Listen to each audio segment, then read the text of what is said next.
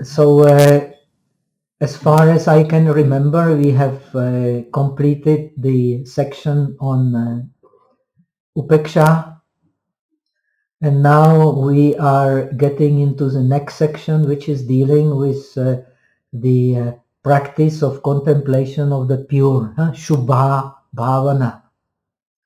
Now, we should remember our text starts with Ashubha Bhavana, and now we are getting into Shubha Bhavana. It is very important to understand this sequence. And in a way, this sequence has been kept also in the only living tradition of the Shravaka practice up to the Arahathood. That means in the Theravada.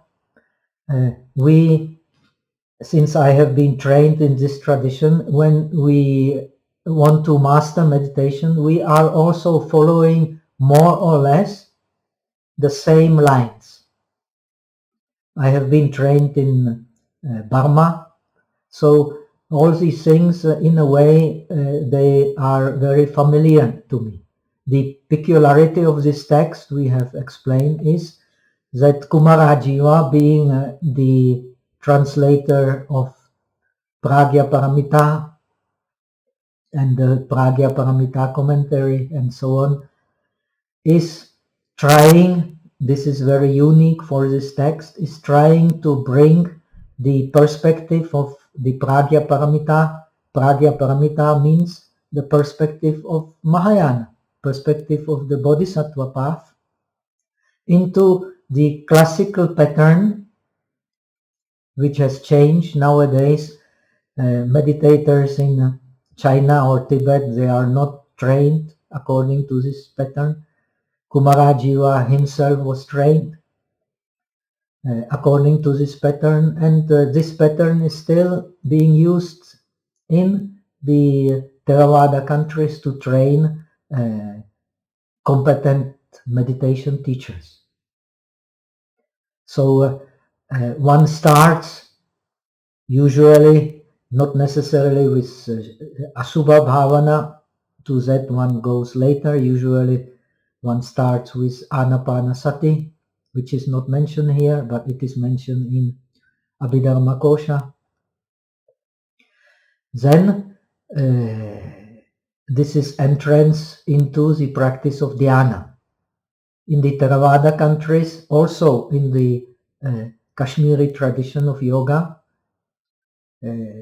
based on the Vaibhashika concepts, one starts, like in Theravada, also with the meditation on the four elements, Anapana and four elements. This is usually the entrance into the practice of concentration. Now, here we will have in the coming passage also contemplation on the four elements, but as you will see, interesting enough, from the point of view of the Pragya Paramita understanding, from the point of view of epistemology, showing logically the impossibility of the real existence of the atoms. So why comes the meditation on the pure after the Brahma Viharas? This is very important. The Brahma Viharas teach the meditator to develop positive sensations, positive feelings. I will talk in my discourse for the Vesak Day on the cultivation of the positive feelings being actually the essence, in a way, of the Buddhist practice. The essence of Buddhist practice is cultivating the more subtle feelings and to understand the feelings, because the feelings, or sensations, they control the mind. When you control these sensations, you control the mind. This is an aspect of Buddhist practice very often neglected, but it is very essential. It is very essential for understanding shamatha and also for understanding vipassana. We cannot enter deeply into shamatha or vipassana practice without purifying these sensations. And our sensations are not pure because of greed. Greed is the cause of the sensations being distorted. When the sensations are distorted, the mind is distorted and the observation of the object is also distorted. This process comes together. On base of gross object comes gross sensation. On the base of gross sensation appears automatically a gross mind. And gross mind, of course, has many contradictions,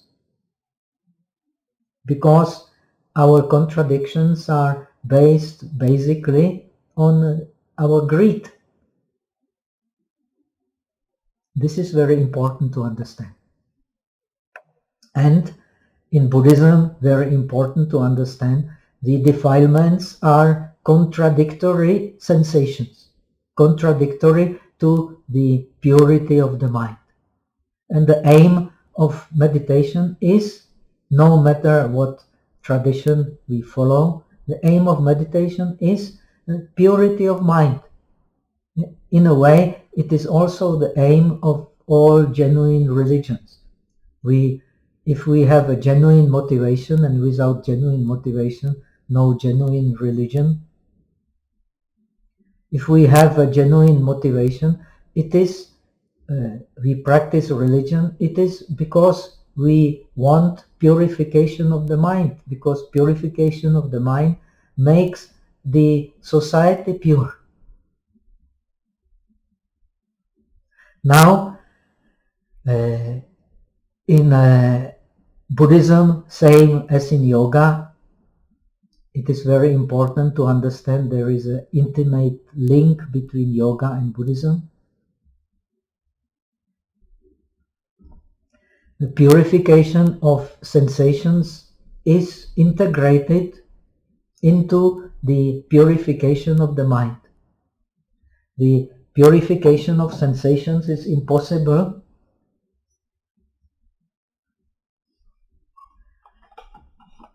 if the mind is not pure, and the mind, purity of mind is not possible if the sensations are not pure.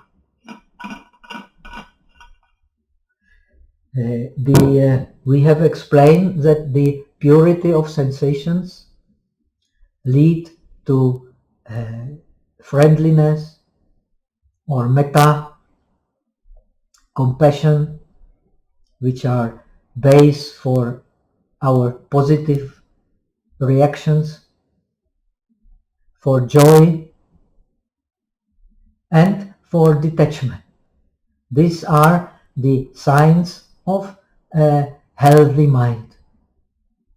Actually, kusala in Buddhism means healthy. Same idea like in yoga, the sattvic. We need to be sattvic, we need to be healthy to understand the purity of mind. Without a sattvic mind, without a kusala mind, we cannot understand the purity of the mind. And because we don't understand the purity of the mind, we are engaged in wrong motivation. All actions, this is very important to understand in Buddhism, start with right motivation. If we don't have right motivation, we cannot have healthy sensations and healthy mind. And healthy mind, of course, is also the base for a healthy body. Body can be diseased, but if the mind is healthy, it will react to the bodily disease in a healthy way, in a detached way. And this is wisdom. And we learn Buddhism in order to appreciate the wisdom of the ancients who understood this very clearly. So now we have seen how to practice the meditation on the pure. Now we will analyze the meditation on the impure. Now we will analyze the meditation on the pure. Asuba Bhavana. Now, what is very important in Theravada tradition, we don't say this word Shubha Bhavana, but it is actually the same process. Only it is explained in a different way. After practicing the jhanas, and usually also when you practice the jhanas, you integrate the practice of the Brahma Viharas. Then you practice the kasinas, Kritsna Ayatana. This is very important practice in Buddhism, described in detail in Visuddhimagga, also mentioned in Abhidharmakosa, in Vibhasha. This is very important practice, and it links us to the next passages dealing with the Arupa Bhavana. We have to understand, according in the early days, the practice of Buddhist meditation was necessarily connected with the practice of the 8 liberations. This was a very important practice.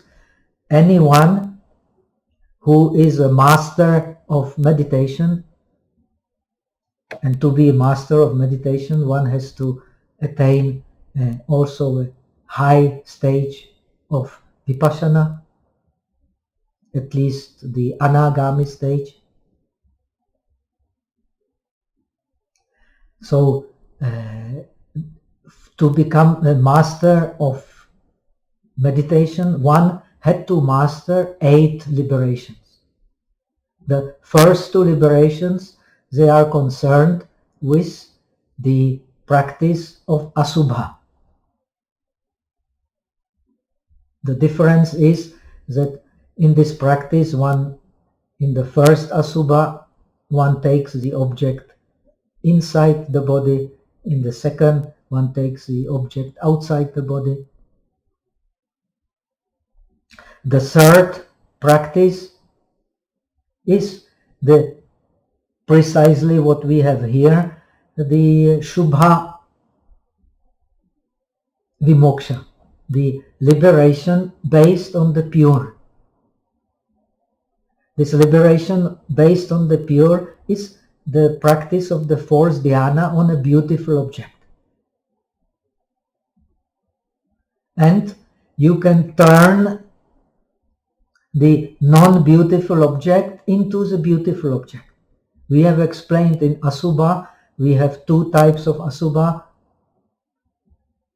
Saviññānaka Asubha, that means the meditation on the different parts of the body, 32 in the southern tradition, 36 in the northern tradition. It doesn't really matter how many, because it is not an anatomy practice. It is a practice to understand that the body is not beautiful. It appears beautiful when we see it as a whole, but when we analyze it part by part, we will not find a single part of the body which is really beautiful. So this non-beautiful can be turned into beautiful with the help of the kasinas. When you meditate on blood, you meditate on the red color, and it will turn into a beautiful color, mental color, like a shining ruby. And from object of disgust, you have acquired the object of beauty. Same urine, nothing beautiful about urine, it smells badly. But when you meditate on its yellow color, it will become like a yellow jewel, very beautiful. White teeth, bones, when you meditate on them in kasina practice, they will turn into a beautiful object, white color.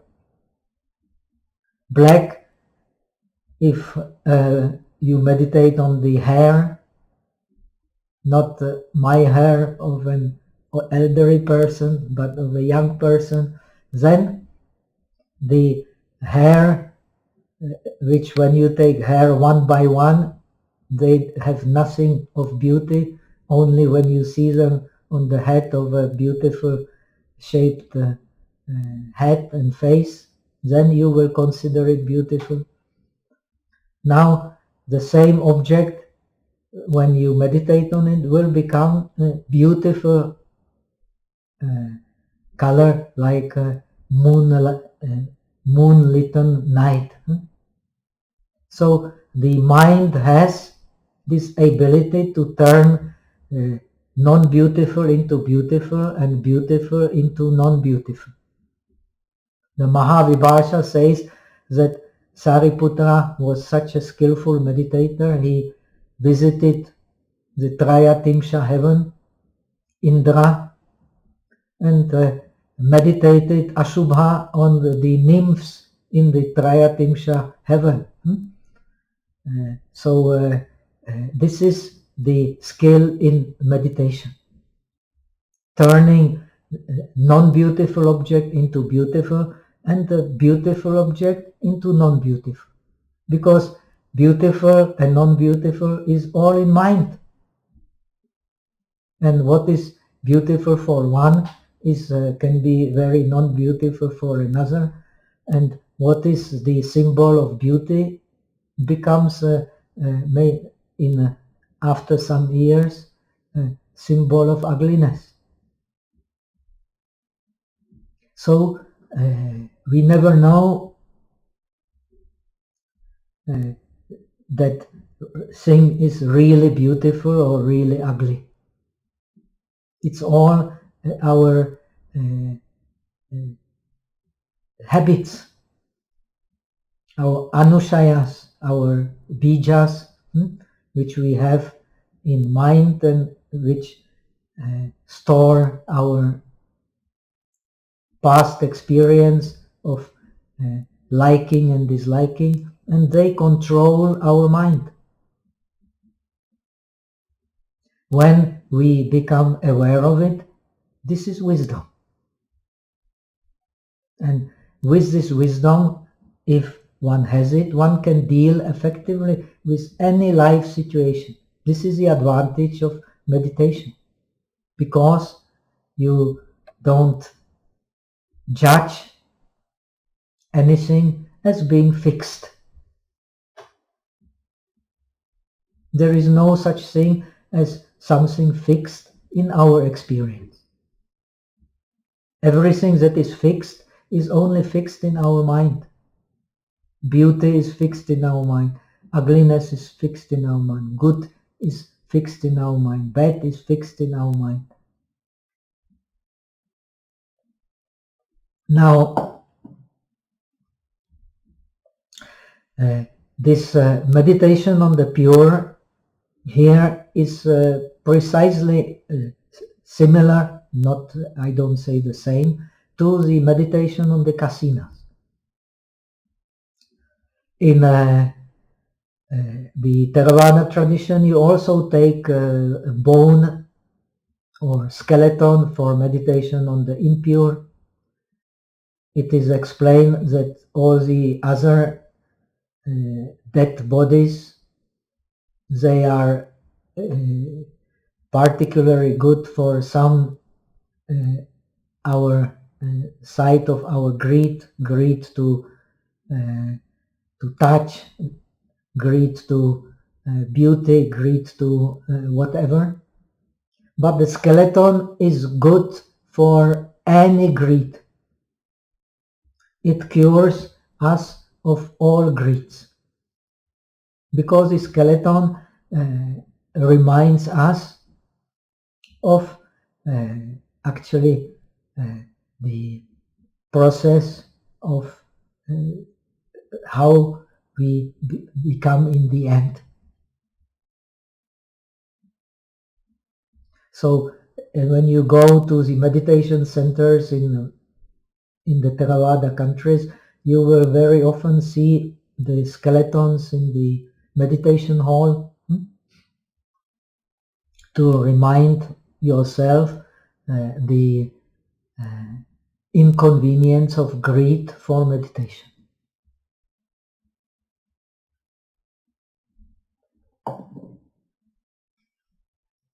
So our text starts with the Asuba meditation on the similar principles, but you can turn Asubha into Shubha.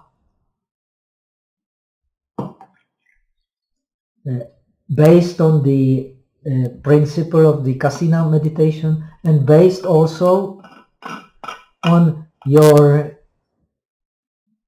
mastery of your meditation on the Brahma Viharas.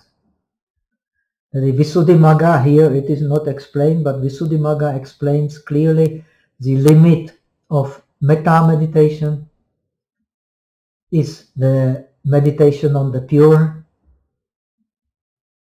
That is the fourth dhyana. The limit of karuna is the sphere of limitless space, which is following this explanation. The limit of the meditation on karuna is the limitless space, and the limit of the the limit of the meditation on the karuna is a limitless space. Limit of the meditation on the joy is the limitless mind. There are reasons for that. We will talk about it maybe next time when we are dealing with arupas.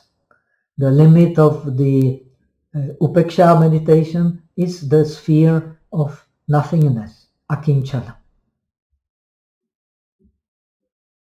And akinchana, we will also talk about it, means nothingness in the sense that kinchana is raga. Akinchana is no raga. And we have explained by upekha, we remove raga and dvesha, and thereby all defilements. Because all defilements are rooted in our liking and disliking.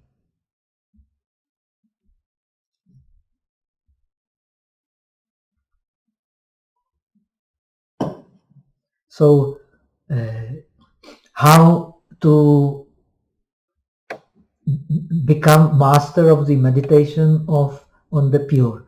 This you are not given in the Theravada tradition, but here it is very well described.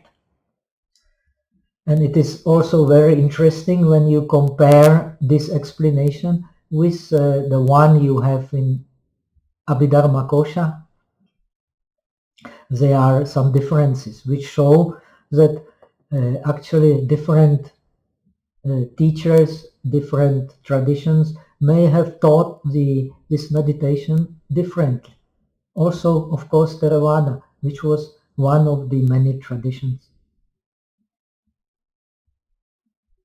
So the text says that the beginner in the meditation on the pure, he removes, literally breaks the skin, which means he removes the skin, flesh and sinews from the bone mentally, of course. First, he contemplates the body with them. That is called in Chinese tradition the Hong Ku or Chi Ku, which means red bone. First you contemplate the red bone. It will come in our text also. Then you contemplate the white bone, Paiku. Paiku means white bone, but Paiku in Chinese also means skeleton. Both these meanings are there. So that is why it is a little confusing. Sometimes we can translate as a skeleton, sometimes we can translate as a bone, bare bone. So mentally one removes the flesh and from the bone, from the skeleton here, because you always start with that which is bigger, easier, then you go to the detail. And it says he thinks about all other external objects, he gathers his mind again, returning it to meditation object. So he contemplates his skeleton and the other skeletons, all the bodies appears to him as a skeleton due to this practice of bearing the bone, making the red bone white bone. So the Abhidharmakosa says Asamudra asti vistara samkshepa adikarmika. The adikarmika means the beginner of the practice. He meditates on the skeleton, extending it as far as the ocean, and again bringing it back to the original size. So this is also the essence of the kasina practice. Due to the kasina practice, you can enlarge the object to contain the whole universe, and you can again make a samkshepa, make the object tiny like a tip of the needle. Our mind has this capacity, and it is not so difficult to develop. We can not on an object that we see with the eye, but the object that we see with mental eye, and this is done also. You can in some traditions you can also do it in the dream. There is a dream yoga. You can extend the object, mental object. Mental object is like a dream object. You can extend it to infinite, and you can again squeeze it into tiny little space. Our mind has this capacity, not our Mamsa Chakshu, but our mental eye.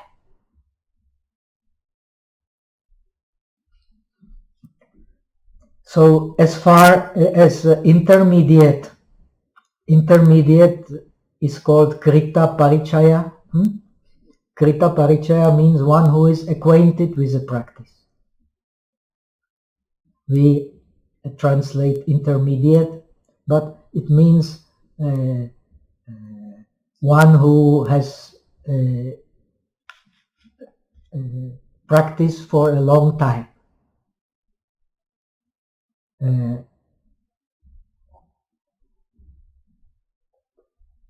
So the Krita Parichaya, he fixes his mind on the skull, not letting it wander outside, and trains like this. Now, in the Abhidharmakosa, you will find a very interesting description. The intermediate meditator, he trains by using different parts of the body to remove the skull, remove the feet and so on, different parts, leaving one part the red bone and another part the white bone. And when he becomes familiar with his practice, he can do this on half of the skull, making half of the skull with flesh, half of the skull just white bone. He can make it with his whole body also. So he becomes very familiar with a practice. This is extremely interesting. When I remember my visit in China, there is in Suzhou, there is a statue of a famous meditation master called Qigong Shi, which means actually he's a master of Qigong. It is a Sung dynasty great miracle maker and great master of Kung Fu, of Tai Chi Chuan. And he is pictured, half of his face is very angry look, frightening like a devil, and half of his face is smiling, happy face. Such a mastery of sensations. Half of face angry, frightful, half of face smiling. So this may have been his practice, possibly. Then we come to the advanced meditator. Advanced meditator concentrates on one point. Now, according to Abhidharmakosa, he concentrates bhru madhye, chitta dharanat. He concentrates in between the eyebrows.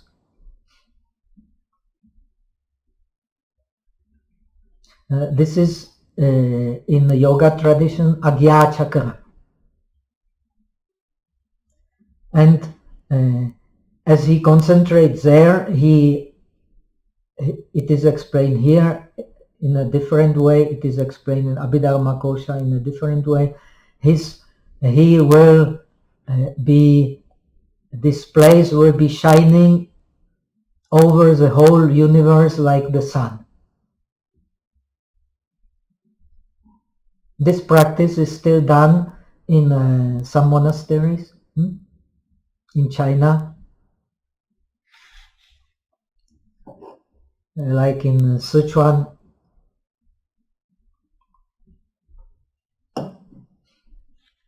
So one can by concentrating on one small spot, and here it is also very important energy spot, then the prana, purified prana, will spread all around, and one will feel like being literally inside of the sun.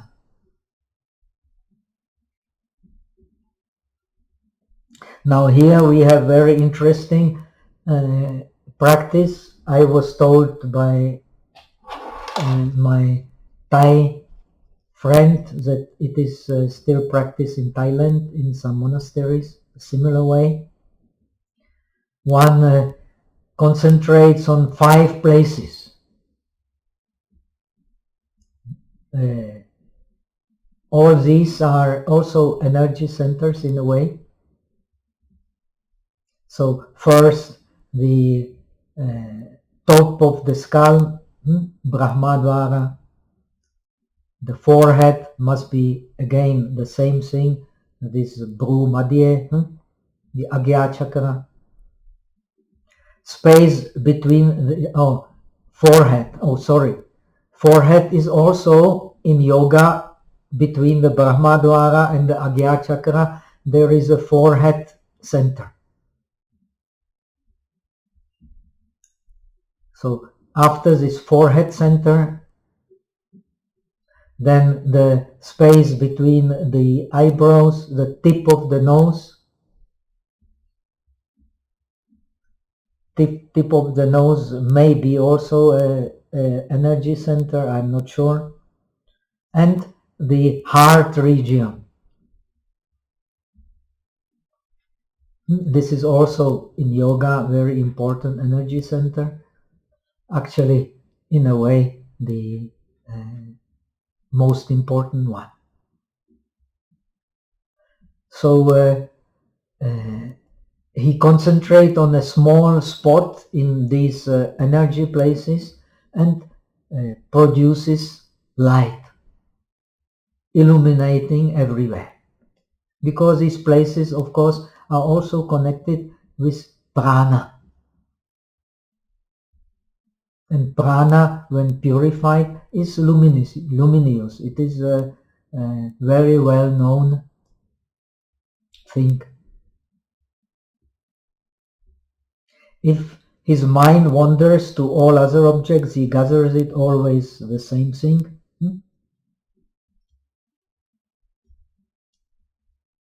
And he tries to dwell on these meditation objects. If his mind becomes weary, he changes the meditation objects.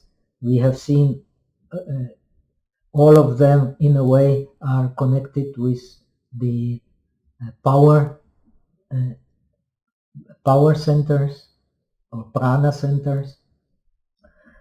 So here, well-known comparison, you will find the same in Visuddhimagga. It can be compared to a monkey chained to a pillar. He runs away, wants to run away but can't, so he gets tired and settles down. Visuddhimagga has also other examples, like a calf. When a newly born calf, you want to tame him because he's very like a small child, always trying to do some nuisance. You bind him to a pillar and he will settle down.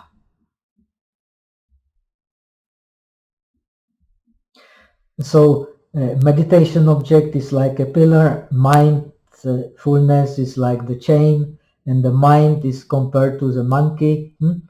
Other comparisons here, wet nurse, the principle is the same.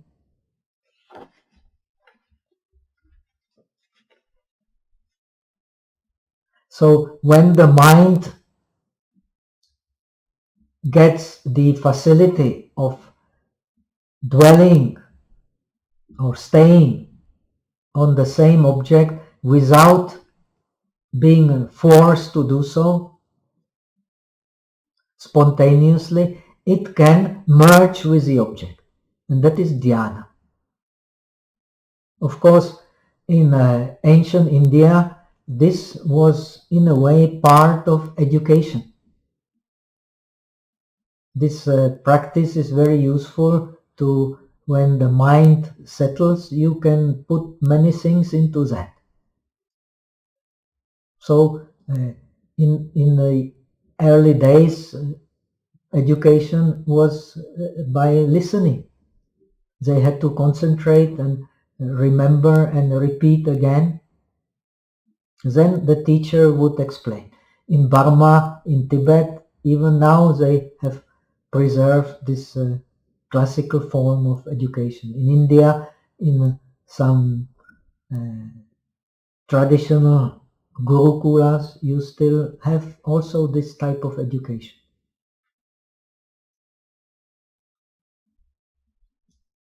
That's why we say in Buddhism, first you start with Shrutamaya Panya, with the wisdom from hearing. Then what you have heard, you recollect and concentrate on it. That is Chintamaya Panya. Then you can, on the clear impression of your object, you can then practice meditation.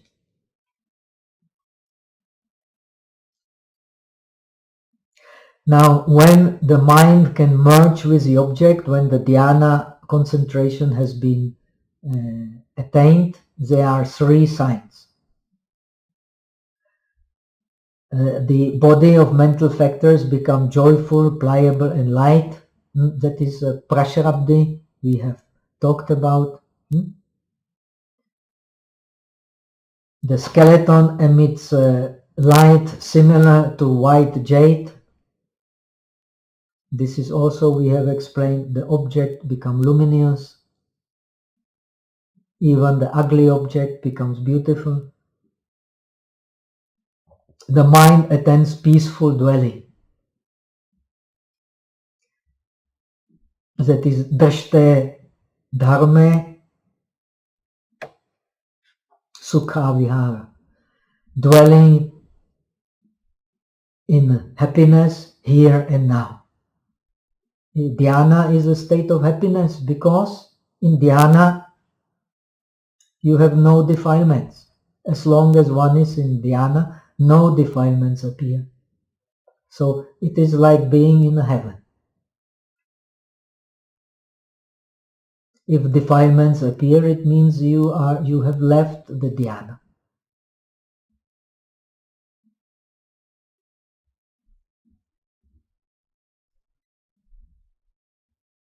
So this is called dhyana for beginners. The one-pointedness of mind, the dhyana is based on one-pointedness of mind. Now, Kumarajiva explained the terms for those who are not familiar. One-pointedness of mind is when concentration attains supremacy and continues, and meditator continues to stay on one place without being compelled to do so, spontaneously. That is sahaja presence. When the mind is able to dwell on 1 inch spot, this is precisely what Abhidharmakosa also says, 1 inch spot. Of course, a Chinese inch, they may, in ancient times, they had different measures, but we don't have a better translation than inch. Tsun. All impurities in the form of skin and flesh will be removed. So the object becomes luminous. When the object becomes luminous, automatically the sensation becomes subtle. And when the sensations become subtle, the mind becomes happy. The contradictory states of mind, the defilements, they belong to gross sensations. Very important to understand. So Buddha explains, among others, the process of liberation, like Bahu Vedaniya Sutta of the Majjhima Nikaya. He explained the process of meditation by cultivating through jhanas more and more subtle sensations until over Bhavagna, over the top of the universe, the top of the most subtle sensations, the na eva sanya, na asanya, to nirvana. Nirvana is sensation beyond sensation. Sensation beyond sensation is the most subtle sensation, because there is not in it place for defilement whatsoever.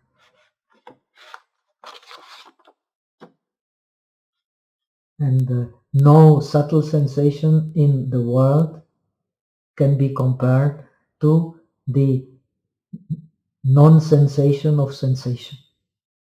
In Chinese tradition, we call this Pusho.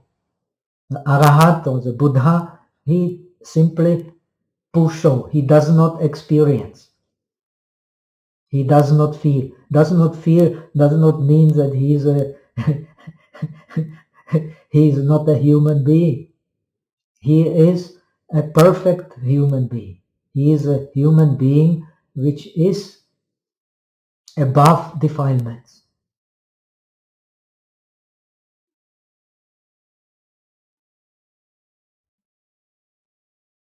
Being above defilements means being above sensations. It does not mean not having sensation. It means having purified sensation. And we have explained purified sensations are rooted in the pure mind, and the pure mind is rooted in purified sensations, mutual relation.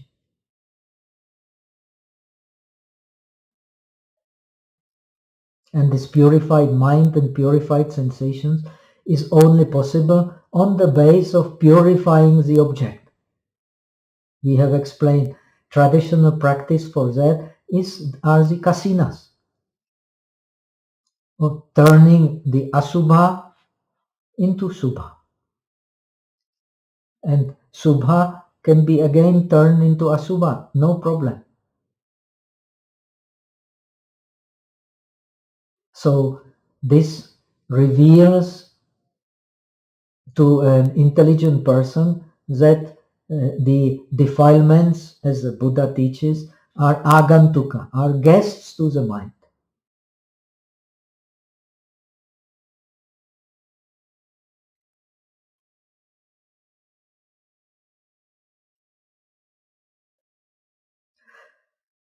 So the meditator purifies the object, then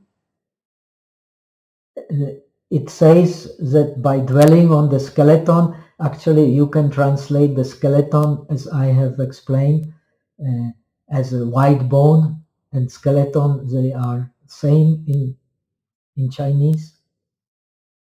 He can dwell on the skeleton or on the white bone or on the white spot on the bone. The whole body will emit white radiance from the surface of the bone, similar to that of the sun shining brilliantly on a clear day. So this is the power of the mind to purify the object and to make a small object into a vast object and vast object into the small object. But it refers only to the mental objects. It does not refer to the objects we see through the five senses. Please don't be mistaken. It is the mind and mental objects which can be thus purified, which can be thus enlarged or shrunk according to one's wish. This is the ripening in meditation. Visuddhimagga, same like Vibhasha Shastra, explained this very clearly. One becomes master of meditation by developing this ability to turn the Shubha into Ashubha, Ashubha into Shubha, small object into big object into small object, and create. Ultimately, this text ends with supernatural powers, ultimately also create the mental objects according to one's wish. Earth, he can create earth in the mind if his mind is very powerful, like that of a Buddha or of the great Arahats. You can walk on the water like Jesus Christ. All this is old techniques that the monks in Kashmir were trying to master. You can make earth into water, water into earth, fire into water, and so on, by creating a mental image. This practice is still done in Indian yoga. They are trained like that. This is not a Buddhist practice. It is a practice of mastery of concentration, which is the essence of yoga.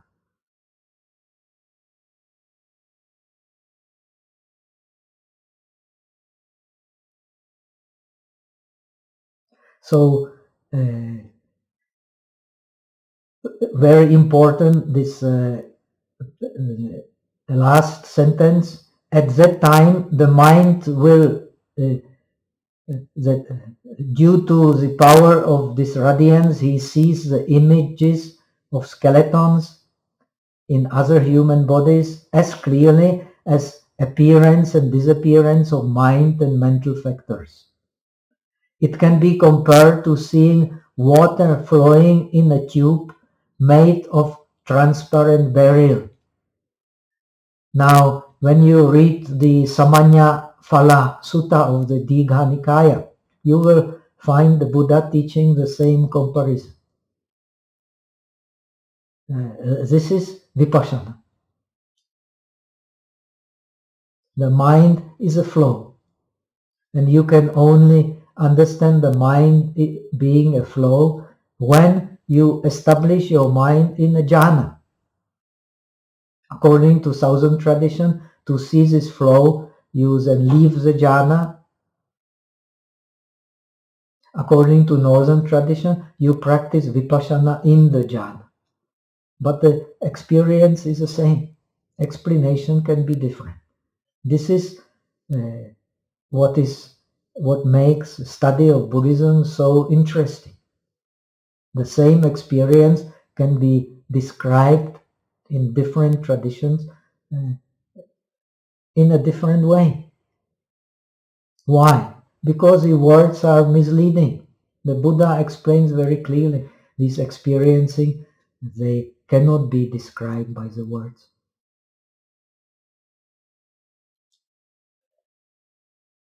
At the time, the mind will be resting, having attained happiness, which cannot be compared with any sensual pleasure of lustful person.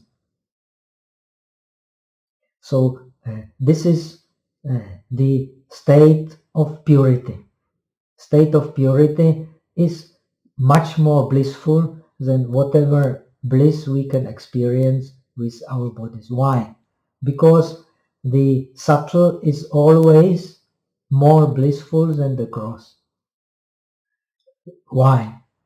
Because the subtle enables upeksha, enables balance. The gross does not enable balance. Only the subtle enable balance.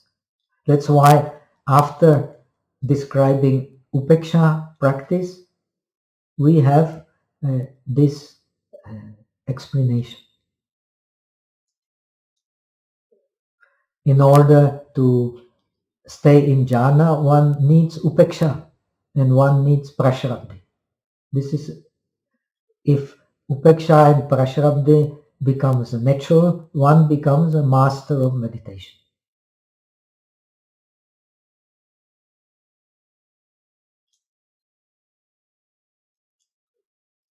So then comes the description of enlarging and shrinking the mental image according to one's wish, to the Jambudvipa continent, and from the Jambudvipa back to 1 inch, until one attains mastery. The same description you will find in other scriptures. This is Kasina practice. And of course, Kumarajiva cannot but explain that this contemplation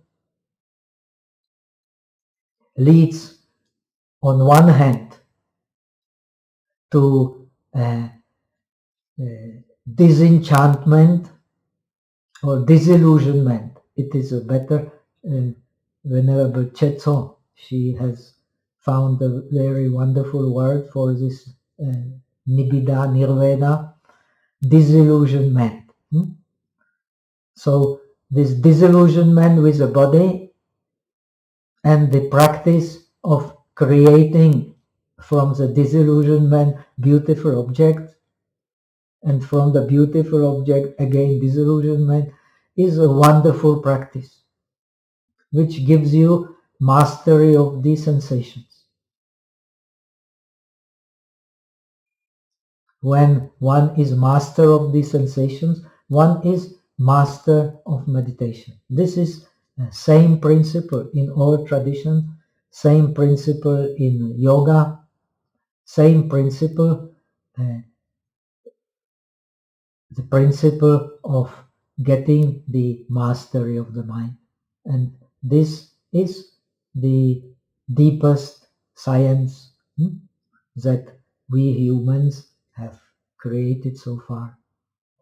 So let us finish here, and